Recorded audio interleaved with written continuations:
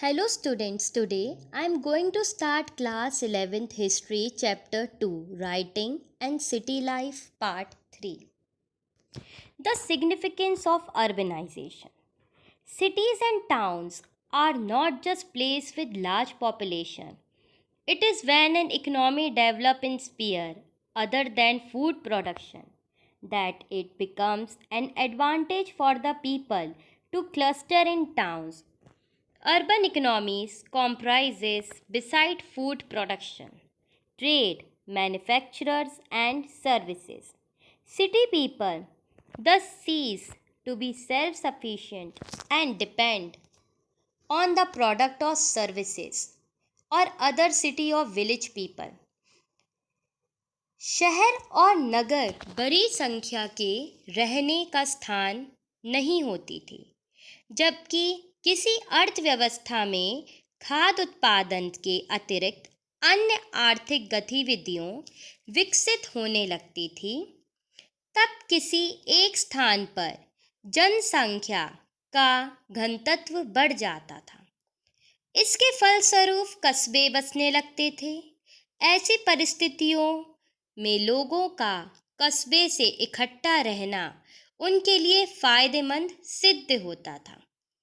जैसे कि अर्थव्यवस्थाओं में खाद्य उत्पादन के अलावा व्यापार उत्पादन, तरह तरह की सेवाएं महत्वपूर्ण भूमिका होती थी।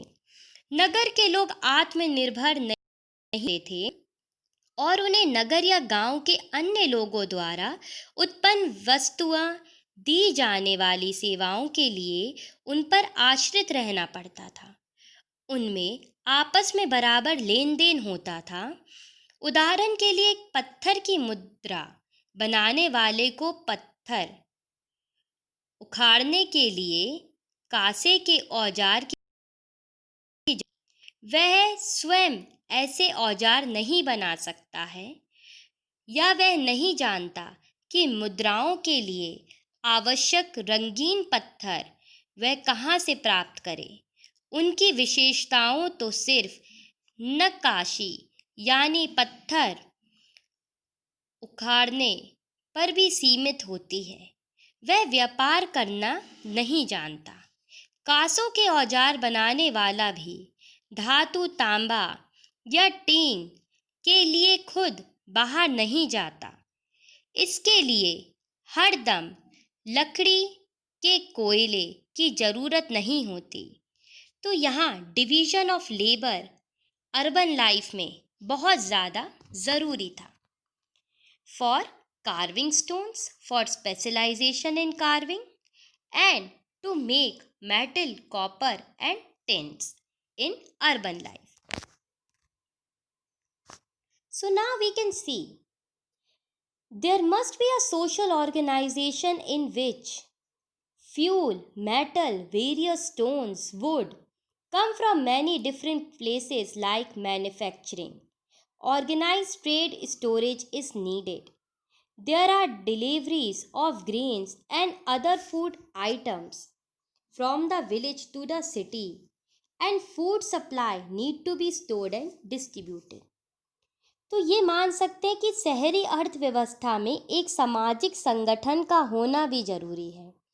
शहरी विनम्रताओं के लिए ईंधन, धातु, विभिन्न प्रकार के पत्थर, लकड़ी आदि जरूरी चीज़ें भिन्न भिन्न जगहों से आती हैं, जिनके लिए संगठन, व्यापार और भंडारण की आवश्यकता होती थी। शहरों में अनाज और अन्य खाद्य पदार्थ गांवों से लिए जाते थे। इसके अलावा यहाँ पर अनेक प्रकार के क्रियाकल्पों में तालमेल बैठाना पड़ता था। Many different activities have to be coordinated. इसके लिए बहुत सी अलग अलग प्रकार के कार्य के तालमेल बैठाने पड़ते थे। Many of the different activities which coordinated have only stone but also bronze tools and pot available for seal cutter.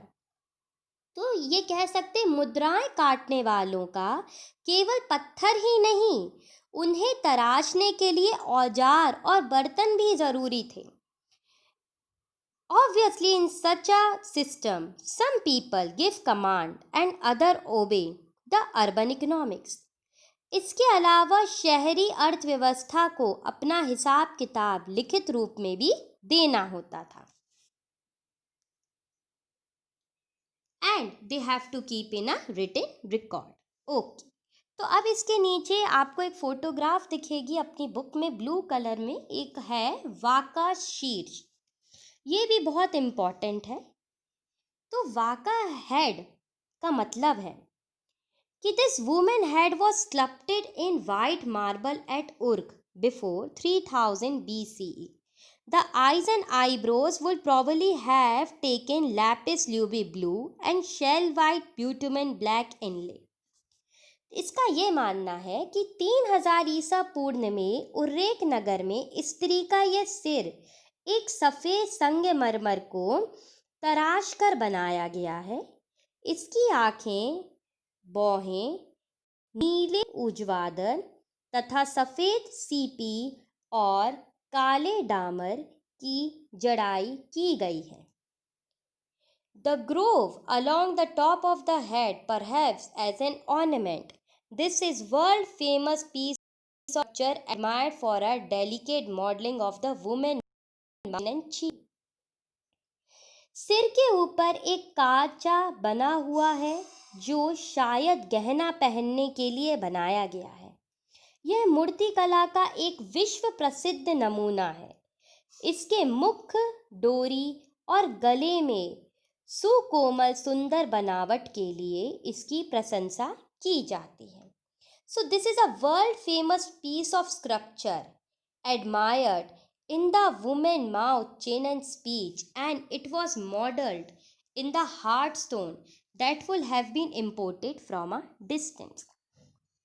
So now here we can see that in last line it is written, beginning with procurement of such a piece of sculpture, the earlier city of Mesopotamia date back to the Bronze Age 3000 BCE. Bronze is an alloy of copper and tin using bronzement. Procuring of metals often from great distances.